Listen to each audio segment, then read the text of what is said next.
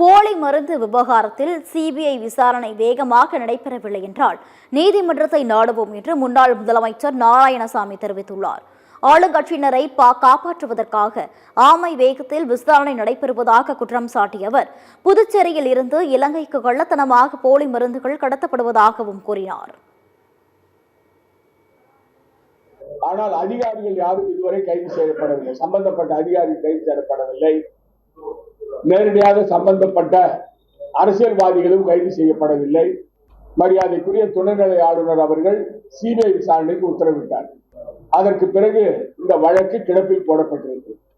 முதலமைச்சருடைய துறை, முதலமைச்சரும் இதில் சம்பந்தப்பட்டிருக்கிறார், நேரடியாக சம்பந்தப்பட்டிருக்கிறார்.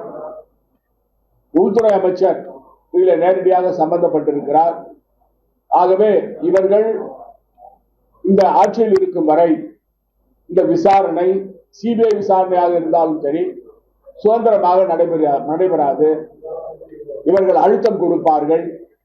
ஆகவே இந்த விசாரணை சுதந்திரமாக நடைபெற வேண்டும் என்று சொன்னால் உயர்நீதிமன்ற நீதிபதியினுடைய மேற்பார்வையில் நடக்க வேண்டும் என்பதை வலியுறுத்தினோம்.